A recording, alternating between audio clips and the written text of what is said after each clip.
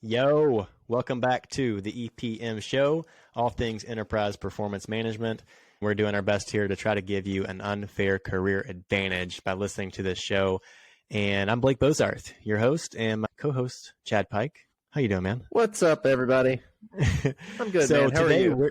I'm great, man. Today we're talking about, I think, a pretty pertinent topic, and that is how should people that are in the EPM space be thinking about career prospects in the industry at large with the prospects of a potential recession or at least some significant economic uncertainty and instability. So I'm going to tee that up for you. What are your initial thoughts on that topic, Chad? Yeah, absolutely. I mean, if you look on LinkedIn or you look on the news, we see a lot of companies layoffs. That's definitely been a concern. Obviously, the market's not, great. Inflation. We can talk about all that stuff, but to your point about how should someone in the EPM space think about their career in the face of a recession, I think one of the things that we've seen is this is kind of an evergreen space, right? Compared to others. As we hit uncertain economic times, companies have to be all the more precise in their planning and in their forecasting and in their budgeting. And that's kind of at the heart of all things enterprise performance management. And so, I think this space is unique, and we talked about it on our prior episode.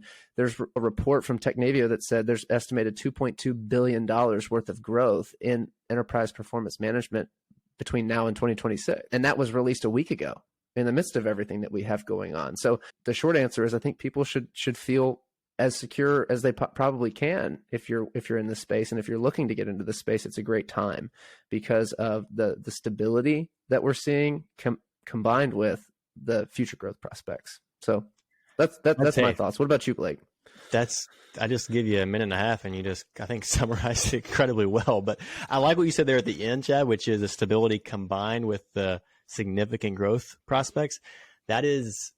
That's pretty rare in a lot of industries to have like the level of steadiness in terms of the nature of the career and the demand for talent, plus what we are seeing as significant growth potential of the industry, and particularly of the demand for the talent in that industry, hence the income, the career growth for individuals.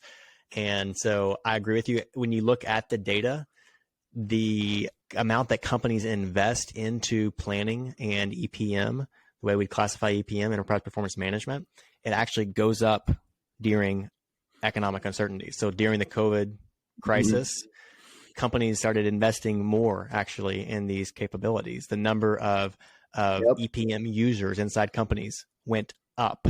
The dollars towards this, even though we're cutting back in other areas, actually increased. And that's actually, to me, should be a incredibly validating thing for people that are in this space. It doesn't mean that you won't see fluctuations, especially in certain industries, maybe in certain companies, but all in all, right.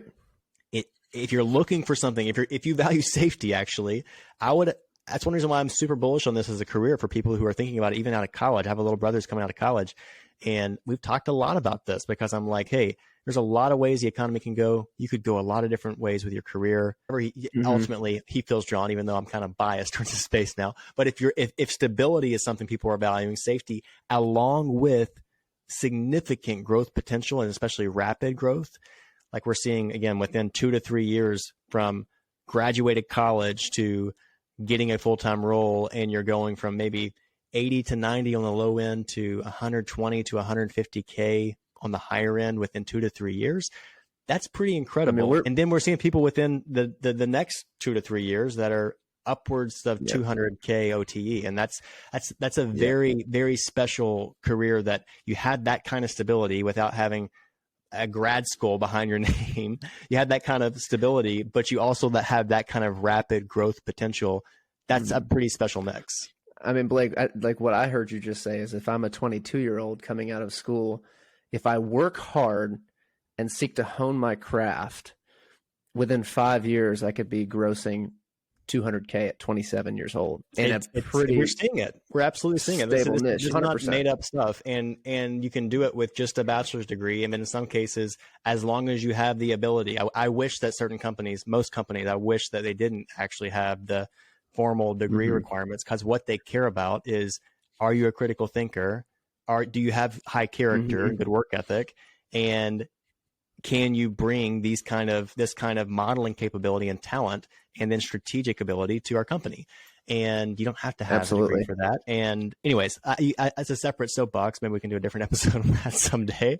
But with that said, right? That's exactly what we're saying. When we use that term OTE, that means on target earnings. So maybe the base is, let's say the base is 100 and your bonus is an extra 15%.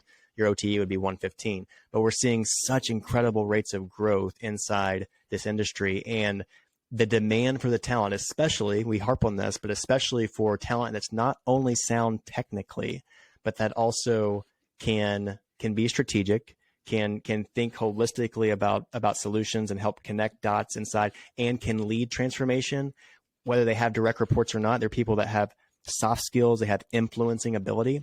If you have those things, you can write your ticket in this space. And whether we're going through a recession or not, the demand for your talent may actually go up in a recession. And that's what the past at least has shown us, the recent past has shown us, and the level of investment that companies are making into this with that, what was it, $2.3 billion in growth over the next 3 to 4 years? 2.3 billion. And I also think it's worth noting, Blake, that like where is that coming from? Huge amounts of that growth is coming in healthcare organizations.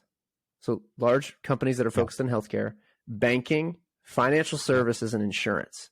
Yep. So sometimes they're not the sexiest organizations, but there's a ton of growth. There's a ton of growth and the need for those organizations to have that. Yeah. And so it's just to our point about stability plus growth, it exists here. Absolutely. Hey, hopefully this was a good little topic. I had fun with this little jam session. And if you have any thoughts, find us on LinkedIn. We'd love to be connected. So there's sometimes we get messages. It makes our day when we get those messages. Let us know what else you'd like to hear about. If you have a special guest that you think we should talk to, hit us up on that. We're also still doing our Anaplan compensation survey. So we're trying to get as many responses as we humanly can because we want to create the most valuable, most insightful resource for compensation benchmarking that's out there. So a lot of the stuff we talk about is anecdotally from our experience and data that we've already kind of pulled together, but we're trying to make this very comprehensive. So if you're an Anaplan user in particular, that's where we're starting first. Hit us up. You can find the link for that in the show links in the show notes, and it's a quick survey. So we'd love to hear from you guys. Anything else, Chad? Yeah, I was just going to say, help us help you by bringing compensation clarity to the industry. I think that is a huge benefit for people. It's a huge benefit all around. It's a good tagline. That should be the tagline for the compensation survey. I love that. Help us help you by being compensation clarity to the industry. Compensation clarity. Good stuff. All right, guys. On that note, we will sign off. Have a great rest of your day and hope to see you soon. Peace. That's a wrap. Thanks for watching. Thanks for listening. Wherever you're consuming this, if it's YouTube, if it's Apple Podcasts, Spotify, we appreciate you. Make sure you're subscribed. We have a lot more amazing guests on the way, a lot more great content. We're doing our best to bring you value and have fun while we do it. We really want this to be a career advantage, listening to this show, and we want you to enjoy it. So it means a lot. Make sure you're subscribed for what's to come. And also, if you're up for it, it would mean a lot if you leave us a like, a comment, a rating, a review, whatever platform you're on. That really helps, and it gets us fired up when we see those. So I appreciate you guys. Find us on LinkedIn. I'm Blake Bozarth, my co-host Chad Pike with a Y. Would love to connect with you there. Have an awesome day. See you next time. Peace.